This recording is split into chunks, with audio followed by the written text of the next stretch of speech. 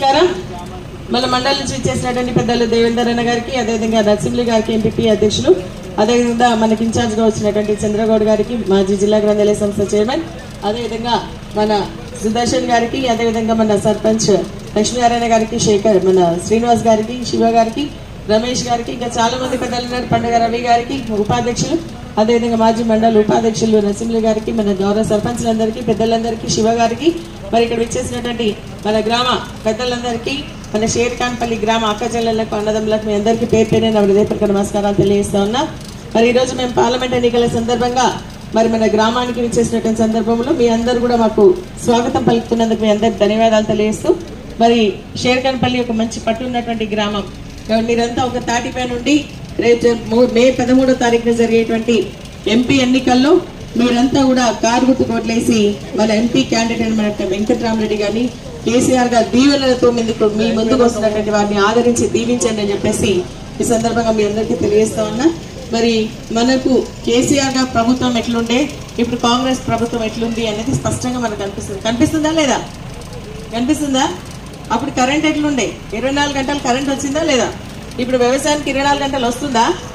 మనకి ఇళ్లలో కరెంటు పోతుండేనా అప్పుడు? ఇప్పుడు ఇళ్లలో కరెంటు పోతుందా లేదా?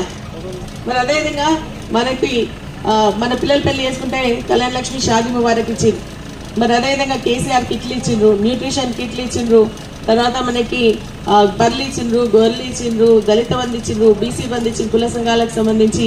మరి అదేవిధంగా నీరా సెంటర్లు ఓపెన్ చేసిండ్రు, మరి ముద్రాజులకు చేపలు ఇచ్చిండ్రు, అమ్ముకోవడానికి బండ్లు ఇచ్చిండ్రు. అన్ని వర్గాల వాళ్ళని కలుపుకోపోతూ కేసీఆర్ గారు మంచి పరిపాలన అందించడం జరిగింది. మరి ఈరోజు కాంగ్రెస్ మరి 200 పెన్షన్ 2000 చేసింది కూడా కేసీఆర్ సార్. మరి కళ్యాణ లక్ష్మి కింద 1,116 రూపాయలు ఇచ్చింది కూడా కేసీఆర్ సార్. ఈ రోజు మన కాంగ్రెస్ పార్టీ మాటలు నమ్మినాం మనం. ఏంటంటే మేము డిసెంబర్ 9వ తారీఖున అధికారంలోకి వస్తున్నాం, అధికారంలోకి రాగానే మరి 2 లక్షల రూపాయలు రుణమాఫీ చేస్తామని చెప్పన్నారు. ఇక్కడ మన అక్క చెల్లెళ్లకు, రైతులకు ఎవరికైనా రుణమాఫీ అయిందా? రుణమాఫీ కాలేదా? మరి అదేవిధంగా 500 రూపాయలు బోనస్ ఇస్తా అన్నారు, పంటకి వచ్చిందా? బోనస్ ఏమో కానీ మన శ్రీనివాస్ ఏమంటే వడ్లే పోతలే, ఇంకా కాంటాల్లో పెడతలేరు అంటుంది. అవునా కదా? అప్పుడు కాంటాలు పెట్టి ఇమ్మీడియట్ గా మనకు వారం రోజుల లోపల మన బ్యాంక్ ఖాతాలో డబ్బులు వేసినా లేదా? అప్పుడు రైతు బంధు కింద 10,000 రూపాయలు ఎకరాకి ఇచ్చింది. వీళ్ళు 15,000 రూపాయలు ఇస్తామని మన కాంగ్రెస్ పార్టీ చెప్తే ఇంతవరకు ఒక నయా పైసా కూడా రాలేదు. వచ్చిందా రైతు బంధు 15,000 రూపాయలు? రాలేదు. మరి అదేవిధంగా 6 గ్యారంటీలు అన్నారు, 6 గ్యారంటీలు 5 కంప్లీట్ చేసినామంటున్నారు. మరి ఈరోజు 6 గ్యారంటీలో ఒకటి బస్సు ఒకటి ఇచ్చింది, కానీ ఆటోలు రోడ్డు మీద పడ్డాయి. అవునా? రెండవది మనకు 2,500 రూపాయలు ప్రతి నెల ఇస్తాన్నారు ఆడోళ్ళందరికీ కూడా. ఇచ్చిండ్రా? మీకు వచ్చినాయా అమ్మా? మీకు వచ్చినాయా? రాలేవా? అది కూడా మోసమే కదా. మరి అదేవిధంగా 500లకు సిలిండర్ ఇస్తామన్నారు, ఇచ్చిండ్రా? ఇయ్యలే కదా. 1000 రూపాయలకి మనం సిలిండర్ తీసుకుంటున్నామా? మరి అదేవిధంగా మనకు రైతు బంధు 15,000 అన్నారు, రాలేదని ఇప్పుడే చెప్పింది. 500 బోనస్ రాలే. ఇండ్లు ఇస్తామన్నారు, వచ్చినాయా? ఇండ్లు కూడా రాలే. మరి అదేవిధంగా 200 యూనిట్లు కరెంట్ మాఫీ చేస్తామన్నారు, అయిందా? అది కూడా కాలే. మరి 2000 పెన్షన్ 4000 చేస్తామన్నారు, అయిందా? ఎవరికైనా అయిందా? అది కూడా కాలే. కళ్యాణ లక్ష్మి షాదీ ముబారక్ కింద కేసీఆర్ 1,110,000 రూపాయలు ఇస్తారు, మేము తులం బంగారం ఇస్తామన్నారు. మన పిల్లలు పెళ్లి చేస్తే బంగారం వచ్చిందా? ఎవరికైనా వచ్చిందా? రాలేదా? అంటే మరి వాళ్ళు 6 గ్యారంటీలు అని చెప్పింది, 5 ఏమో ఇవి. 6వది నిరుద్యోగ యువత చదువుకునేటువంటి పిల్లలకు 5 లక్షల రూపాయల కార్డు ఇస్తామన్నారు.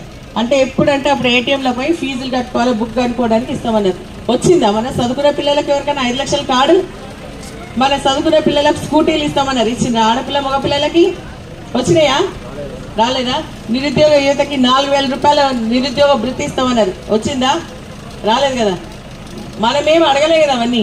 ఈ టైంకి ఇస్తాం, ఆ టైంకి ఇస్తాం అని చెప్పేసి ఇప్పుడే ఇవ్వండి అని అడగలే. వాళ్ళే డిసెంబర్ 9 అన్నారు, మళ్ళీ 100 రోజులు అన్నారు, ఇప్పుడేమో ఆగస్టు 15 అంటున్నారు. మనం నమ్ముదామా వాళ్ళ మాటలు? నమ్ముదామా? మళ్ళీ మోసపోదామా? మరి ఎవరికి వేద్దాం? వాళ్ళకి బుద్ధి రావాలంటే ఎవరు కొట్టేద్దాం? కారుకి వేస్తారా? కారుకి వేద్దామా? సంతోషం, చేతులు ఎత్తుంది అక్క. మళ్ళీ రైతు బీమా కూడా ఆ రోజు కేసీఆర్ ఆధ్వర్యంలో 5 లక్షల రూపాయలు వచ్చినాయి. ఈ రోజు మళ్ళీ బీజేపీ కూడా మనకు గుళ్ళు కట్టినాం, మాకు ఓట్లు వేయండి అని ఇంటింటికి వెళ్ళి క్యాలెండర్లు పంచిందా? మరి అదేవిధంగా మన కేసీఆర్ సార్ కూడా మనకి యాదగిరి కట్టలేదా? మనం ఎప్పుడైనా ఓట్లు అడిగినామా? అట్లా జనాల దగ్గరకు వచ్చి దేవుడిని కూడా రాజకీయం చేస్తుంది బీజేపీ ప్రభుత్వం. రైతు వ్యతిరేక చట్టాలు వచ్చి మన ధాన్యం ఊర్లో అమ్ముకునేటువంటి పరిస్థితి తీసుకొచ్చి బయట బడా కంపెనీ నుంచి వచ్చినటువంటి బ్రోకర్లకు మన ధాన్యం కొనుక్కునేటువంటి పరిస్థితి ఇచ్చే చట్టాన్ని చేస్తుంది. జాగ్రత్తగా ఉండాలి. పప్పు, ఉప్పు, నూనె, చక్కెర, డీజిల్, పెట్రోల్, గ్యాస్ అన్ని ధరలు పెరిగినాయి. అవునా? ఎవరు పెంచిండ్రు? పువ్వు గుర్తు ప్రభుత్వం పెంచింది అక్కడ. మరి అదేవిధంగా బంగారం ధర 75,000 అయిందా? అది కూడా పువ్వు గుర్తు ప్రభుత్వమే వేసింది. కాబట్టి ఇటు కాంగ్రెస్, అటు పువ్వు గుర్తు ప్రభుత్వం బీజేపీ రెండై ప్రజల్ని మోసం, రెండు కూడా ఏకమై ప్రజల్ని మోసం చేస్తా ఉంది. ఇది మీరు గమనించండి. వీళ్ళందరి పనులు మళ్ళీ మనం పట్టాలన్నా, అంటే మన పనులు మనకు జరగాలన్నా, వాళ్ళు ఇచ్చినటువంటి హామీలు నెరవేయాలన్నా కూడా మనము వారికి బుద్ధి చెప్పాలంటే ఏం చేయాలా? కారు గుర్తు కోటేయాలా? సరేనా?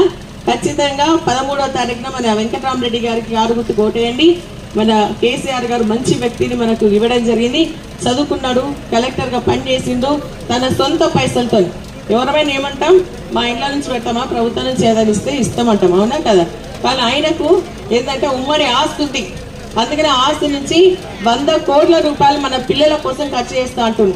చదువుకునేటువంటి పిల్లలకు మన నర్సాపూర్లో కోచింగ్ సెంటర్ పెట్టి వాళ్ళకు కోచింగ్ సెంటర్లు, అంటే కలెక్టర్లు, ఐఏఎస్ ఆఫీసర్, లేకుంటే ఐపీఎస్ ఆఫీసర్స్, డిఎస్పీఓస్, కానిస్టేబుల్, ఇంకా టీచరు అటువంటి టెస్టులు రాయడానికి ఇక్కడ కోచింగ్ ఇస్తా అంటుంది. చదువుకొని శిక్షణ లేనటువంటి వాళ్ళకి శిక్షణ ఇప్పించి వారికి ప్రైవేట్ రంగంలో ఉద్యోగాలు ఇప్పిస్తారు. కంపెనీ వాళ్ళందరినీ తీసుకొచ్చి మన దగ్గర పెట్టి వాళ్ళకు ప్రైవేట్ పరంగా కూడా ఉద్యోగ అవకాశాలు కల్పిస్తామంటున్నారు. నర్సాపూర్లో ఫంక్షన్ హాల్ కట్టి మన ఆడపిల్లల కోసం ఉచితంగా, అంటే ₹1 ఆడపిల్ల పెళ్లి చేసే విధంగా కూడా మనకు ఫంక్షన్ హాల్ కూడా ఉచితంగా ఇస్తామంటున్నారు. కాబట్టి ఇవన్నీ చేస్తున్నటువంటి మన వెంకటరామరెడ్డి గారిని గెలిపించుకునే బాధ్యత మన పైన ఉంది. వారి సేవలను మనము అందుకోవాల్సినటువంటి అవసరం కూడా ఉంది అని చెప్పేసి ఈ సందర్భంగా తెలియజేస్తూ,